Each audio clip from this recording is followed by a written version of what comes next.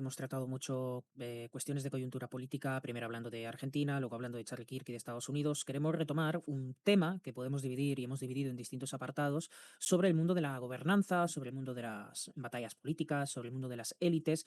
Hicimos primero un programa hablando de por qué los intelectuales son predominantemente de izquierdas, luego hicimos un vídeo explicando por qué la batalla cultural no funciona. Ambos vídeos, evidentemente, los pueden revisar en nuestro canal de YouTube. Y ahora vamos a intentar abordar una serie muy relacionada con eso, que tiene que ver con las élites políticas. ¿Qué son las élites políticas? ¿Quién nos gobierna? ¿Cuál es la característica de que la gente nos gobierne, de la gente que nos gobierna de hecho? ¿Qué contraste existe entre las masas, el pueblo y esas pocas personas que se dedican a mandar a ese grupo más mayoritario? En el contraste de élite, masas, o en el contraste de democracia y élite, o en el contraste entre élites y populismo. Y para eso, obviamente, hablo y comparto reflexiones con Giorgio. ¿Cómo estás, Giorgio? ¿Y qué nos traes hoy? Otro, muy bien, Jordi, espero que también sea así contigo. Como mencionabas, el tema de las élites era un tema que tarde o temprano íbamos a tocar. Tenemos videos que superficialmente nos acercaban a este. Y bueno, pues por distintas coyunturas recién lo estamos tocando en este momento. A mí me gustaría empezar el tema de definir las élites desde una visión multidisciplinaria. ¿Por qué? A ver, tenemos conceptos desde el lado sociológico, así como el espiritual, por ejemplo, y el de mitos y símbolos. Me recuerda a mí mucho el concepto que tiene Mircea Eliade, hablando sobre los guardianes del sentido. Para todo aquel que haya tenido un acercamiento con la disciplina sociológica, entenderá lo del sentido común, como el elemento de gobernanza y de poder sobre cualquier o distinto pueblo. Y bueno, en el caso de Mircea Eliade le da incluso un, un motivo espiritual y de mitos a este grupo que solemos catalogar como élite. Pero también desde el plano sociológico, ya que lo mencionamos, tenemos autores, en este caso dos italianos que me interesan mucho, me interesaría mucho desarrollar más adelante, es que son Gaetano Mosca o Wilfredo Pareto, que lo profundizan ya de una visión mucho más científica, mucho más positivista, digámoslo, en la cual pues terminan con esta idea de que el orden de una sociedad con una élite es inevitable. Incluso si cambiamos el sistema, podemos considerar hablar de monarquías, repúblicas, democracias, y aún así serían un grupo, un reducido grupo de parte de la población, el cual pues concentraría las decisiones y orientaría el porvenir y el camino de todo el pueblo. Siempre hay un grupo de personas que ordenan y gobiernan y un grupo de personas que son mandadas y que son gobernadas. Y el grupo de las personas que gobiernan siempre son bastante más. El grupo de personas que son gobernadas, en este caso, son el mayor número de ellos, mientras que los que gobiernan siempre son como una pequeña cúpula más reducida de personas. Algunas de las reflexiones trayéndolo a los sistemas democráticos en los que vivimos hoy en día, unas reflexiones sobre ello. Primero, ingenuamente se tiende a creer, hoy queremos derrumbar algunos mitos sobre lo que es propiamente la élite política. Algunos podríamos asumir que las masas son las que aman la democracia, porque la democracia no es otra cosa que el que tiene el poder es el pueblo y el poder se expresa en el gobierno y por tanto el pueblo gobierna. Y evidentemente sabemos que en nuestros sistemas democráticos el pueblo quiere gobernar, porque el pueblo quiere tomar decisiones activas sobre su sistema de gobierno y sobre las decisiones que se toman en él. Por tanto, normalmente uno asumiría que las élites son la principal amenaza contra la democracia. O sea, que habría empresas, habría políticos, intelectuales, de los que ya habíamos hablado antes, que conspiran entre bastidores para intentar imponer su propia voluntad contra la voluntad propiamente del pueblo, y que si las élites ganan, forman poder y se concentran en las cúpulas de gobierno, implementan políticas para su propio beneficio a expensas de los beneficios de las masas, ¿no? Y el punto paradójico en todo esto es que en realidad las personas que más actitudes antidemocráticas concentran no son las élites políticas, sino que son las masas. Y que en contra son los valores democráticos, lo que está en el dominio ideológico de las élites. Porque normalmente son las élites las que quieren y las que creen que tienen que proteger esos valores de las masas. Porque pensémoslo así, si por defecto nuestros gobiernos son democráticos y las élites son el establishment de los gobiernos, si los valores predominantes son las democracias, las élites como establishment lo que pretenden es conservar los valores democráticos.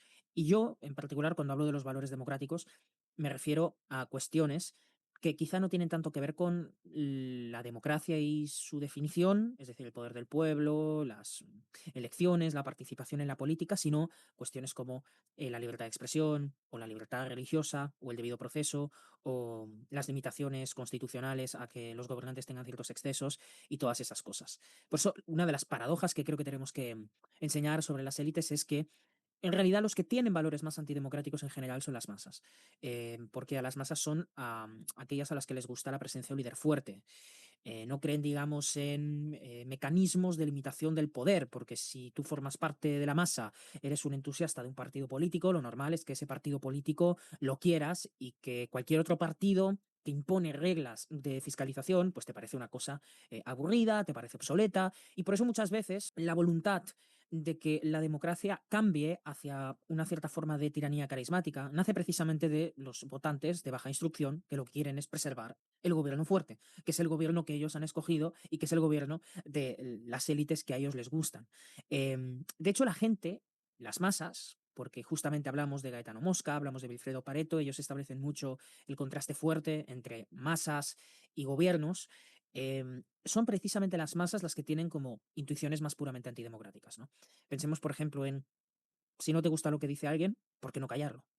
O si apoyas a un líder político, ¿por qué no le darías, como he dicho antes, un poder absoluto?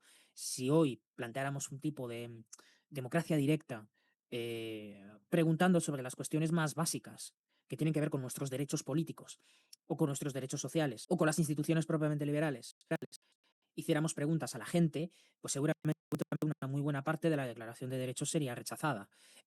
Como he dicho antes, las restricciones constitucionales al gobierno se rechazarían. Si todo eso se sometiera a una especie de democracia directa, teniendo en cuenta lo que he dicho antes, la tendencia de que si te gusta tu propio gobierno, te suele gustar que el gobierno tenga pocas restricciones porque crees que el juego democrático muchas veces es un tipo de obstrucción. Y aquí el punto, y por eso el título provocativo de defender las élites, al menos en nuestro programa, aquí el punto no es, digamos, que las élites son ejemplos de defender las libertades civiles, sino el punto de que las élites suelen ser en general menos totalitarias que las propias masas y suelen ser más cercanos a entender la esencia de los valores democráticos. Por ejemplo, pensemos en la democratización de los países del este. Fueron empujados principalmente por élites políticas, fundamentalmente porque la gente estaba acostumbrada a vivir sistemas autoritarios y no es que ellos tuvieran, digamos, la iluminación de pensar que ciertos programas importados desde el extranjero fueran mejores para ordenar nuestras vidas o lo que fuera. Y, por ejemplo, tenemos autores como Michael Huemer, que trató mucho un caso célebre en Estados Unidos de corrupción de Nixon, que fue el famoso Watergate. Recordemos que en el caso del Watergate, los republicanos del Congreso primero se pusieron al lado de Nixon. Bien, al igual que los votantes republicanos, porque entendían que podían defender la inocencia de su presidente. Se asumió de manera bastante ingenua, claro, pero en el momento en el que se supo a través de las grabaciones, a través de las evidencias, que Nixon era culpable, o sea, cuando se escucharon las grabaciones de Nixon hablando de sobornar a la gente para que guardara silencio, etcétera, fueron las élites primero las que dejaron de apoyarlo y precisamente por esa falta de apoyo de las élites se vio obligado a dimitir. Y ese es un ejemplo de cómo las Ujú. élites pueden llegar a proteger la democracia. No porque las élites tengan, digamos, unos valores que son siempre perfectos, sino porque en general, las masas suelen tener intuiciones que son bastante propiamente antidemocráticas, porque son bastante partidistas. Es decir, que la primera paradoja que al menos yo quería presentar en el programa de hoy es muchas veces las élites tienen actitudes más favorables a proteger la democracia, a pesar de que en nuestro imaginario colectivo exista la tendencia a pensar que la mera existencia de un gobierno de pocas personas más capacitadas es un tipo de tecnocracia antidemocrática, porque la democracia es, digamos, no sé, que se puede elegir por sorteo quién gobierna un país en lugar de escoger a la persona más capacitada.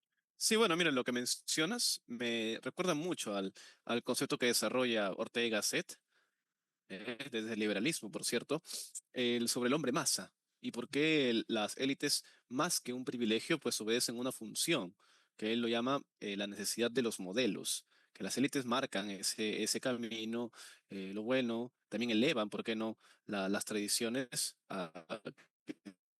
son vistas pues como el modelo a ser por aquel habitante que no es élite, pero que pretende serlo. Entonces, encontraríamos ahí ya una de las problemáticas más grandes que tenemos a día de hoy. ¿Por qué? Porque eh, la cuestión de los conceptos, que ha ido cambiando bastante, no es, por ejemplo, no significa hoy privilegio lo que significaba antes en la antigua Roma, por ejemplo. Hay nuevas ideas, nuevas escuelas, como podríamos mencionar el marxismo y demás, que han cambiado el significado de muchos conceptos. ¿Y por qué no lo de élite o elitista? El, Vuelvo nuevamente con Ortega y Gasset. Él se dio cuenta de forma bastante prematura a lo que iba a caminar todo el mundo, ya no solo Europa. Lo vio primero en Europa porque Europa era en aquel tiempo el continente más desarrollado y donde pasaban las cosas que más adelante iban a ocurrir en el resto del mundo. A ver, el siglo de las masas, que es por lo que se conoce en politología el siglo pasado, Mm, tiene mucho de su origen de estudio en Ortega y Gasset. Hoy podríamos considerar de que ya no es necesariamente Europa el sitio donde ocurren de forma prematura estos sucesos, sino podemos considerar a Norteamérica, un tema para discusión. Pero habiendo definido eso, el tema es que no es solo desde el plano sociológico que encontramos explicaciones o fundamentos para la existencia de una élite.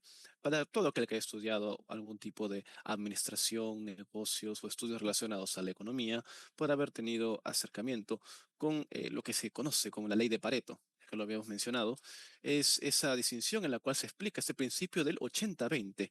¿Qué se explica con el 80-20? ¿Qué descubrió Wilfredo Pareto? Bueno, acá lo que se observa es un fenómeno multifuncional que obedece a distintos órdenes sociales o económicos, pero en el cual una minoría, vamos a decir un 20%, es la responsable de tener el 80% de la riqueza, pero también si trasladamos ese concepto en esfuerzo, ya el 20% de los esfuerzos produce el 80% de los resultados. Entonces tendríamos ahí una justificación que se estudia en la administración y que está aprobada matemáticamente. A ver, mm, no es una ley que se cumpla a rajatabla, pero es un concepto que está estudiado y que se da en cualquier sociedad. Entonces, ahí encontraríamos otra justificación desde una vista quizás diferente al de la politología o la sociología, o incluso más allá de planos de religiones o tradiciones, que encontrarían pues la justificación de la existencia de un grupo minoritario que estaría en en la potestad de guiar al resto de personas. claro, ese es un hecho bastante biológico, ¿no? Que siempre existe una jerarquía social o existe una jerarquía natural. No necesariamente por ser natural es buena, pero la realidad es, no sé, un grupo muy concentrado de músicos ganan los Grammys, o incluso un grupo muy particular. Pensemos, por ejemplo, en una persona muy brillante como Beethoven o Mozart, que son los compositores más conocidos de la época dorada clásica de la música. Ya en sí mismos son personas extraordinarias. Digo, las posibilidades estadísticas de que te salga un Mozart es una entre varios millones, y por eso probablemente técnicamente no conocemos a otra persona como él, pero incluso pensándolo en individuos extraordinarios, la ley de Pareto no solamente se cumple entre individuos o entre grupos de personas, sino que se cumple en los mismos individuos. Porque de la cantidad de piezas musicales que habrá compuesto Mozart, ¿cuántas son reproducidas, dirigidas hoy en día en las principales filarmónicas y orquestas del mundo? Pues son muy pocas. Lo mismo con el caso de Beethoven. De Beethoven conocemos la séptima sinfonía, la quinta sinfonía, la novena sinfonía, pero no se reproduce la totalidad de todo lo que creó musicalmente a lo largo de su vida, porque o de Bach o de Mahler, porque son básicamente cientos y cientos y cientos de composiciones. O sea, estamos hablando de que la jerarquía, que además de ley de Pareto también se conoce mucho como la ley de Mateo, aquello que dice que a los que le van bien le irá bastante mejor y a los que no tienen se le quitará hasta lo que no tiene, que es más un parafraseo de la Biblia, no propiamente un versículo, pero realmente esa ley se cumple. Es decir, hay pocas personas que cumplen las jerarquías, hay pocas personas que concentran la mayor parte de los talentos no son distribuidos de la manera igual, de la manera más igual, la riqueza no es repartida de la manera más igualitaria posible, como un flujo natural de cómo los talentos se acaban trasladando en la vida común. Ahora, alguno evidentemente se preguntará, y es un punto que queremos tratar en el programa, em, cómo se forman las élites, es decir, cómo se socializan las élites y cómo se encuentran entre sí, que es un punto que además quería al menos tratar en esta parte. Y es, En cierto punto del desarrollo social, y estamos pensando más en revolución industrial hacia adelante, porque sean todas las condiciones de socialización tecnológica que conocemos hoy, es como que las personas inteligentes, idealistas, llegan a un punto de encuentro y se conocen. Pensemos en las ciudades universitarias que a partir del siglo XVIII más o menos se reúnen en torno a dinamismo más tecnológico.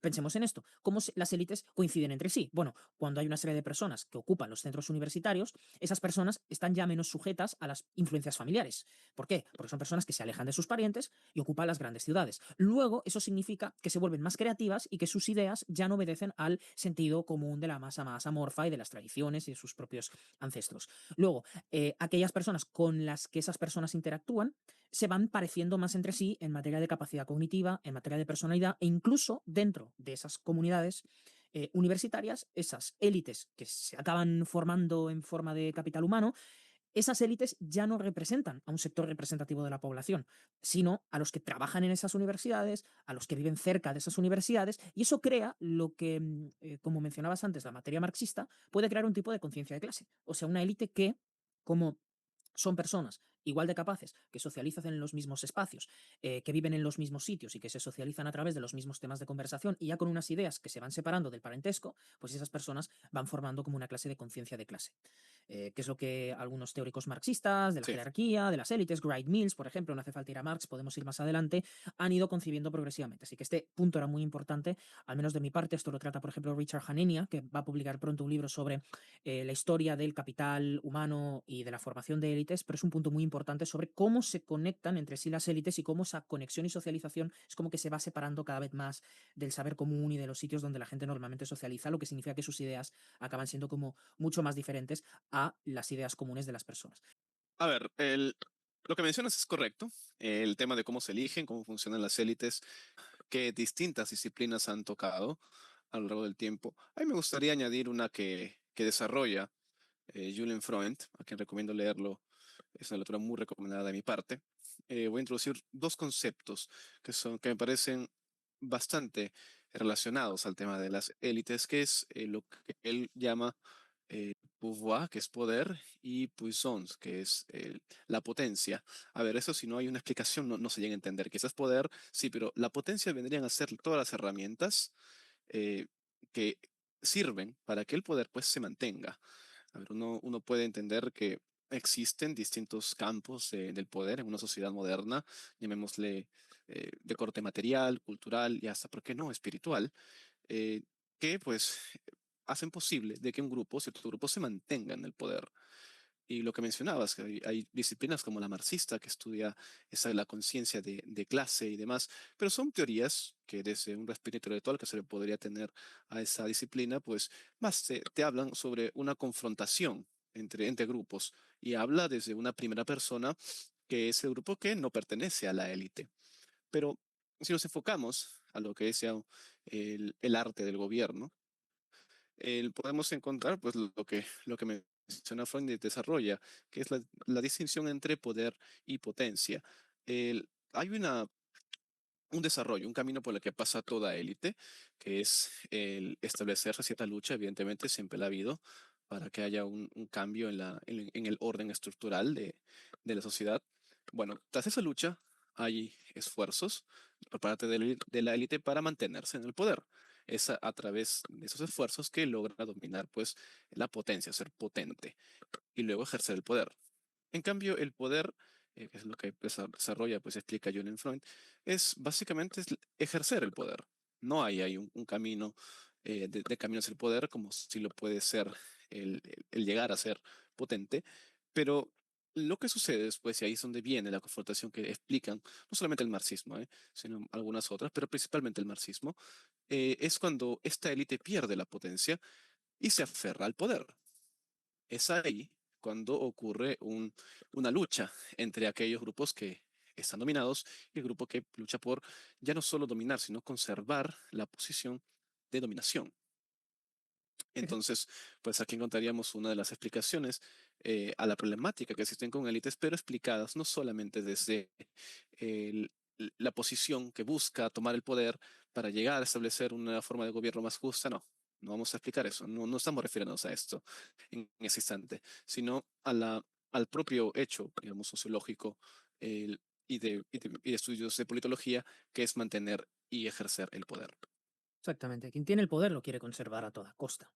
Eso es obvio. Y por eso, quizá en muchos de los países en los que se encuentran los paisanos que ven nuestros vídeos, hay mil y una reformas constitucionales para intentar justificar que las propias élites, en lugar de renovarse, se mantengan. El problema, y ese es un punto que tomarán mucho los discursos populistas, es que las élites, por mucho que se renueven, que cambien, el tipo de personas que están en esas élites siempre parecen ser las mismas. Siempre parecen aplicar los mismos programas, siempre parecen haberse formado en las mismas universidades, siempre hay esa sensación. Y esa sensación probablemente sea natural, o sea, esté como connaturalizado con el concepto de las propias élites. Em, Nosotros habíamos abordado en otros vídeos el punto de que las élites parecen tener en general unas tendencias más progresistas. Progresistas no entendiéndolo en el plan económico, sino en el plano puramente cultural. Em, y eso es verdad y me gustaría reforzar al menos algunos de los puntos que habíamos tratado en esos otros programas hablando de por qué los intelectuales son más de izquierdas. Hay un punto muy importante, ¿no? En las élites normalmente hay personas que tienen una alta tendencia al idealismo y una alta tendencia a tener un coeficiente intelectual alto. Y hay una paradoja muy deliciosa. Y es que generalmente son como las personas más derechistas y más conservadoras los que son como realistas del IQ, que se le llama. O sea, las personas que dicen el IQ importa, hay diferencias de IQ, la encontramos entre etnias, la encontramos entre razas, todo eso está como bastante asentado dentro de ciertas vertientes más nacionalistas. El punto es que ellos son los más realistas en materia de IQ, pero las personas que mejor correlacionan positivamente con un alto IQ son personas de tendencias progresistas culturalmente, que son las que se asientan en las élites. Es una paradoja bastante simpática. Pensemos así, ¿no? Las élites, por ejemplo, vayamos de hecho a la elección, a las elecciones. Por ejemplo, centrándonos en Estados Unidos, normalmente si vemos quién vota qué y quién vota dónde, nos damos cuenta de que hay unos patrones en la votación que muestran que regiones con un mayor nivel educativo y mayores ingresos tienden a votar por los demócratas. Y luego nos damos cuenta de que las élites siempre tienen normas éticas más abiertas que, supongamos, los campesinos, ¿no? Normalmente las élites están en las vanguardias de normas que se van flexibilizando. Por ejemplo, pensemos en derechos civiles, pensemos en apertura de fronteras, pensemos en feminismo, en separar religión de Estado. Todos esos fenómenos, curiosamente, nunca han nacido de abajo hacia arriba, sino que siempre son como fenómenos jerárquicos que empiezan por ser ideas Ujú. que toman las élites y que luego es como de arriba hacia abajo van progresivamente descendiendo. Hay un libro muy importante, que de hecho valió para un premio Nobel que se dio recientemente, que obviamente tú y yo lo conoces, que es Acemoglu, Robinson y todas esas personas que se preguntan por qué los países funcionan, por qué hay países ricos. Bueno, esas personas han Muy contribuido, criticado, ¿ah? muy Por- por- criticado, y Ujú. una de las cosas que ha generado la crítica a ese libro es desde la teoría de las élites, porque son personas, Acemoglu y Robinson, que es como que hay una cosa muy graciosa, y es que yo tengo la cámara, la tengo posicionada alta con una serie de libros haciendo de soporte, y uno de los libros es precisamente de Acemoglu y Robinson. Me acabo de dar cuenta ahora porque lo tenía aquí perdido por las estanterías. Bueno, una de las cosas que Acemoglu y Robinson empujan mucho es la idea de la democratización es una lucha entre las masas que están a favor de la democracia y las élites que están en contra de la democracia. Esa es una premisa muy habitual sobre la que trabajan Acemoglu y Robinson para hablar de la teoría de la institucionalización. Es mentira. Es decir, en la teoría de las élites, como dije al principio del programa, las masas son menos democráticas que las élites, no que las élites sean muy democráticas o que las élites sean democráticas porque quieren como están más a favor de la apertura, menor intervención, más libertad, sino que se suelen cuidar mucho de que existan revoluciones políticas que las depongan. Y la mejor forma de evitar la revolución es que existan unas normas comúnmente aceptadas por todos, donde el ciudadano se sienta partícipe del proceso a través del voto. O sea, como digo, las élites son más democráticas en promedio de lo que lo son las masas. Acemoglu y Robinson contribuían a pensar que la democratización era en realidad una lucha de masas prodemocráticas contra élites que son antidemocráticas. Y el punto es, las élites sí aceptan la democracia, pero para prevenir peores consecuencias, como en este caso la revolución. Hace muy poco tiempo se hizo un estudio, lo que se denomina la encuesta mundial de valores, donde se caracterizaron, digamos, las 5 creencias prodemocráticas más importantes, que es que la democracia es buena, que hay que mantener el orden, que la libertad de expresión es importante, que el progreso en una democracia es bueno y que la democracia es un mejor sistema que otros sistemas. Bueno, esa encuesta midió qué grupos sociales están más a favor de esas 5 grandes afirmaciones, que son afirmaciones típicamente prodemocráticas. Pues las personas con más ingresos puntuaban más a favor de esos 5 puntos que las personas con menos ingresos, teniendo en cuenta que en esa encuesta la alternativa era la dictadura autoritaria. O sea, las personas con más ingresos tendían a valorar más y mejor la democracia que las masas, que es el punto que al menos yo quiero estar como asentando permanentemente en el programa, aunque pueda Ujú. parecer como más contraintuitivo. Y en el punto que estabas mencionando antes sobre conservar élites o sobre la voluntad de remover las élites, eso entra dentro de la dicotomía entre élites contra populismo. O sea, el discurso que intenta hablar en contra de las élites suele denominarse como populismo, ¿verdad? El populismo tiene como punto en común, sea populismo de izquierda, sea populismo de derecha, que en cierta medida las élites son malas, que están completamente desconectadas, etcétera. Bueno, el punto es que quiero hacer una pequeña definición de características de élite y de qué piensa el populismo para que por lo menos lo tengamos claro. Por ejemplo, las personas que forman parte de las élites, esto está en un artículo muy bueno de Richard Hanania, que pueden seguirlo, por cierto, en Substack, que tiene muchas de las cosas relacionadas con el estudio del capital humano y de las élites. Él da una serie de características sobre las élites, dice que una élite, para ser élite, tiene que tener contacto con instituciones del establishment que hayan tenido tradicionalmente un poder cultural y político, tienen un estatus afiliado a esas instituciones o incentivos profesionales que los lleven a querer elevar su propio estatus, queriendo impresionar a otros miembros de las élites. Bien, o sea, personas conectadas con un tipo de ascensor social no en relación a las masas, sino al resto de compañeros de la élite. Y él lo contrasta con el populismo. ¿Qué opina el populismo? El populismo opina lo contrario, que las élites son culpables de nuestros problemas sociales, pensemos en Trump, por ejemplo, defienden valores que tienen como más vigencia entre las grandes masas que entre las élites, por ejemplo, los discursos más puramente nacionalistas, tradición, apertura hacia la religión, lo sobrenatural, todo eso, y ese discurso asigna estatus a individuos en función a que esos individuos estén más conectados con las masas que con las élites. Claro, en ese sentido, el Sí. populismo lo que busca es como un atajo hacia el poder que no pase por haber participado de esas élites previamente.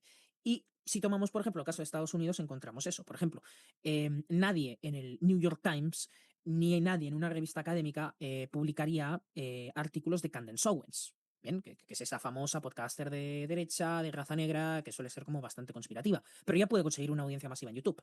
Donald Trump, por ejemplo, nunca habría sido escogido entre los líderes republicanos en 2016, pero se aprovechó de unas primarias abiertas donde vota la gente y se aprovechó de su conexión directa con los votantes para ser elegido.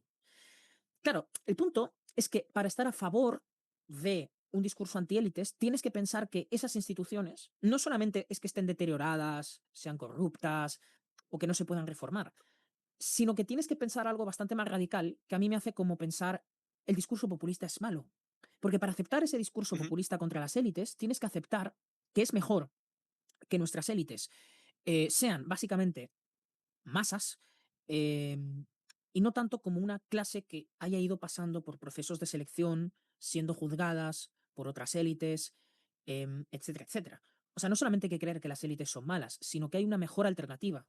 Y es esa, que personas como Donald Trump asciendan en el poder. O que Kash Patel, que es un caso que habíamos dado anteriormente, sea el director del FBI. Una persona que tiene muchísima peor formación universitaria que los anteriores miembros del FBI y que precisamente por esa razón fue escogida por un 52-48 en el Senado, en lugar de tener la unanimidad del voto, que es lo que había pasado antes. Y por cierto, en pequeño adelante, antes de darte el paso, Giorgio, próximamente hablaremos, digamos, Sí. de un hombre controvertido en Estados Unidos que forma parte del gobierno de Trump y de la Secretaría de Salud, que es Kennedy Jr., después de algunas declaraciones sobre Junior. autismo, vacunas y todas estas cosas, ¿no? I don't know. Y bueno, sí, sí, sí, mira, hay distintos autores en habla hispana que también mencionan eh, estos problemas que existen entre la comunicación, de algo que hay al fascismo. Me recuerda algunos libros que he dedicado a Federico Finkelstein, por ejemplo, el argentino. La problemática que existe es un activos. Eh, Me recuerdo, o sea, traigo a colación las percepciones que tenía Alex de Tocqueville cuando fue a visitar a los Estados Unidos y regresa con la idea, bueno, pues de todas las que tuvo, de que Estados Unidos era un sitio con mucho potencial, pero que es aristocracias y que ese proceso que se iniciaría en Norteamérica se repetiría, o sea, se esparciría en el resto de Occidente, digamos. Pero eso conllevado a que existan ciertas teorías que tienden a pensar en el fin de la historia. ¿Por qué digo esto? A ver, Francis Fukuyama, Mm, en el año 90, década de los 90, cuando ve caída la Unión Soviética, pregona esa idea, ¿no? Del fin de la historia. Hemos encontrado el modelo definitivo, el modelo infalible, el modelo que está científicamente probado, que es el exitoso, que es el democrático, e incluso pues ya con eso, ya con un poco de inflas de neoconservador, ¿no? Que el mm. desarrollo económico tarde o temprano lleva hacia que la gente, la plebe, el pueblo, pues pida más derechos, pida más democracia, pues esas ideas se han demostrado equivocadas en nuestro tiempo. ¿Por qué?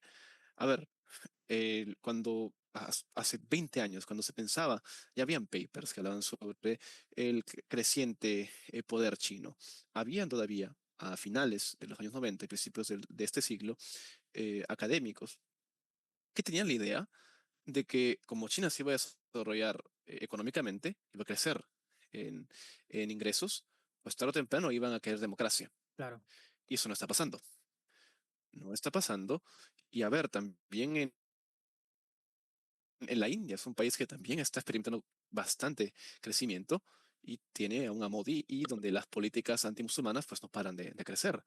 Entonces, ahí encontraríamos que si bien hay peculiaridades que se han formado en Estados Unidos, como mencionaba al principio, con la quizás erradicación, entre comillas, de la aristocracia, y que pues las élites se iban a conformar de tal forma que la población iba a ser más democrática, eso es lo que se dio en los Estados Unidos, se esparció luego al resto de Occidente, más o menos, digamos, para todo Occidente, no del mismo modo que en Estados Unidos, pero se hizo que también, a ver, se pudo dar en países que están bajo la dominación militar, ahí podemos considerar a Japón o a Corea del Sur, pero que no se ha dado en el resto del mundo simplemente por evolución económica. Exacto, pensemos una cosa. Los países que se democratizaron después de la caída de la Unión Soviética tomen un índice de democracia plena, ¿cuántos de esos países son propiamente una democracia plena? Porque sí, son países que han mejorado en su desarrollo económico, algunos han aplicado buenas medidas de liberalización, pero de esos países, el que no es simplemente un país que solo sirve para el lavado de dinero, es un país con un hombre que bajo una ley marcial lleva 2 años sin unas elecciones y del que se marchó un tercio de su población, estoy pensando en Ucrania, del que se marchó un tercio de su población porque es uno de los países más corruptos de Europa, que evidentemente no tiene estándares democráticos como para considerarlo un país, llamémosle, de pleno derecho dentro de Europa. Y efectivamente, cada vez las democracias no son más, cada vez las democracias son menos. En los años 90 había más democracias, entre otras cosas porque muchos regímenes que estaban viviendo un proceso de democratización se acabaron convirtiendo en regímenes híbridos, porque podían tener elecciones, pero esas elecciones eran fraudulentas. Y el resto de los mecanismos que conforman propiamente democracias no eran mecanismos bien conducidos por élites que fueran propiamente prodemocráticas. Sin embargo, se sigue manteniendo el punto de que las élites, fundamentalmente occidentales, tienden a tener esos valores que normalmente en los países democráticos las élites son más democráticas que su gente. Sin embargo, en los países más propiamente dictatoriales, los principalmente dictatoriales son las élites. Y tampoco existe, salvo, no sé, pensemos el caso de Irán, no existen normalmente países donde las élites sean muy democráticas, sean como muy dictatoriales, pero luego la gente pida aperturas democráticas. No sé, se me ocurre Venezuela, se me ocurre Irán, pero no se me ocurre demasiados otros países. Y precisamente el problema que tú mencionabas de la asociación entre este optimismo de la democracia liberal y Fukuyama, hablaste del neoconservadurismo, que es la idea de que se pueden moldear los países al antojo de las democracias liberales. El punto, y esto lo menciona mucho John Marsheimer, que es un gran realista de las relaciones internacionales, menciona la cosa de que la ideología más importante y más influyente del mundo es el nacionalismo. Punto. Por tanto, si tú te vas a un país extranjero, pensemos en las primaveras árabes, pensemos en las revoluciones de colores, para intentar cambiar su régimen, por muy aperturista que lo quieras convertir, te vas a encontrar con el fenómeno del nacionalismo y es esos países no quieren cambiar sus costumbres contra otro país que quiera, digamos, invertir la carga de la manera en la que funciona el régimen. Y una última cosa que quería mencionar antes de cerrar precisamente el programa es que eh, las élites pueden ser, por ejemplo, arrogantes. Ciertamente pueden pensar que nosotros sabemos cómo hacer las cosas a diferencia de que ellos no lo saben, pero también pueden tener por su mejor preparación y su mayor profesionalidad para desarrollar una buena gestión de gobierno, pensemos por ejemplo en el ámbito de la economía, pueden hacer caso omiso a medidas que son como más intuitivas económicamente, ¿no? Por ejemplo, controles de precios, controles de salarios, eh, porque en la élite, por ejemplo, existe la sensación de que los controles suelen causar escasez en general, pero para el público la relación entre más control y más escasez no existe. Porque normalmente La ideología de la gente es, si soy pobre, que el gobierno me dé una bicicleta, por decirlo así. O que si el precio está muy alto, intervengamos el precio. O si el salario es bajo, que el gobierno suba el salario. ¿Se entienden estas cosas? Esas cosas son más tendentes de ser creídas por personas que no tienen un alto conocimiento de la economía. Y con eso no estoy hablando a favor del libre mercado, porque de hecho el consenso económico y ortodoxo no es precisamente un consenso puramente libertario. De hecho, el consenso o es neoclásico, o es ortodoxo, o es keynesiano, pero el libertario y austríaco no es, digámoslo así. Pero es un consenso menos mostrenco que el típico que podría tener una persona. O sea, por eso digo, la élite puede tomar medidas arrogantemente porque tengan una especie de complejo de superioridad respecto a las masas, pero también pueden desoír a las masas para aplicar medidas que son más correctas que las masas querrían. ¿Bien? Ese es otro punto. Y eso desmonta, por cierto, hay varios estudios que demuestran que los votantes, digamos, no suelen tener ideas muy diferentes según los ingresos económicos. Es decir, las preferencias, por ejemplo, de los estadounidenses de clase media son parecidos a las preferencias que tienen los ciudadanos ricos. Pero las diferencias ocurren no entre la clase media y la clase alta, pero sí entre el votante medio y los grupos de interés. Es decir, que las personas que están más desconectadas de lo que cree el votante no es la gente rica, sino la gente rica que participa en la política, es decir, los grupos de presión, los grupos de interés, los que hacen lobbying, cabildeo y todas esas cosas. Y eso desmiente y hace como fracasar una idea muy extendida en teoría electoral, que es el concepto de la teoría del votante mediano. La teoría del votante mediano dice básicamente que em, un sistema de elección siempre escoge el resultado preferido por el votante mediano y que la persona que nace de la elección suele ser como el promedio de la opinión mayoritaria de la gente que vota. Pero esa no es la realidad. Porque lo que está demostrado, y se ha estudiado en distintos estudios de correlación, lo que se denominan índices de alineamiento, es que los grupos de interés no se correlacionan casi nunca con las preferencias del ciudadano promedio. Y que, por tanto, los grupos de interés cuando se organizan y llegan a la política suelen tener preferencias que son muy diferentes al votante que vota. Y por tanto, lo que el votante que vota piensa suele tener un impacto prácticamente nulo en las políticas públicas. Y por eso el punto que quiero presentar antes de seguir hablando de las élites, porque aquí presentamos pros y contras de las élites. Si la preferencia del votante no tiene ningún impacto en la preferencia de los grupos de interés que acaban elaborando las políticas, ¿cómo podemos pensar que exista democracia real? Porque, como he dicho antes, las élites tienen unas ideas más típicamente prodemocráticas que el votante medio, por un lado, pero por otro lado tenemos que lo que cree el votante no se suele reflejar en lo que creen los grupos de interés que afectan a la política diaria y a la política pública de todos los días.